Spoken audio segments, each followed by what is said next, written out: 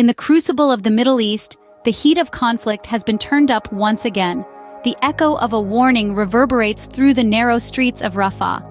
A stark proclamation from Israel urging Palestinians to evacuate hangs heavy in the air, an ominous harbinger of a potential attack. Rewinding the clock, we trace the roots of this current predicament. In the summer of 2022, the Gaza Strip was a theater of violence, a stage where more than 40 lives were extinguished over a single weekend.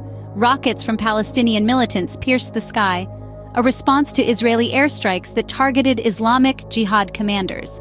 The cost was high, with children among the casualties and significant damage to Gaza's infrastructure.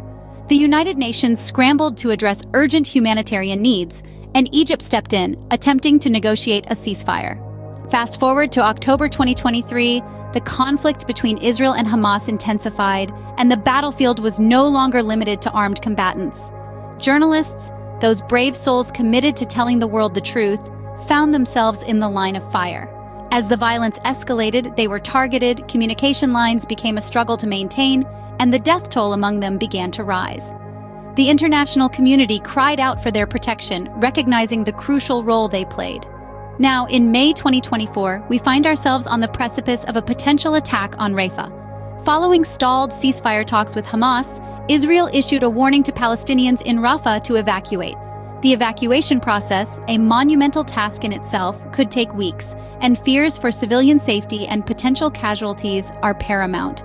The UN and other countries have voiced opposition to an attack on Rafah, and regional tensions have escalated, with Iran-backed groups targeting US bases and Hezbollah engaging in skirmishes with Israel. The situation is tense, complex, and fraught with uncertainty. The international community watches with bated breath as efforts to salvage negotiations continue. The fate of hostages hangs in the balance, and the prospect of a permanent truce seems elusive. To summarize, the Middle East once again finds itself in the throes of conflict. From a violent weekend in Gaza in 2022, the escalating risks faced by journalists in 2023, to the warning issued to Palestinians in Rafah in 2024, the region remains a tinderbox. The world watches, waits, and hopes for a resolution that will bring lasting peace to the region. Thanks for watching, and see you in the next video.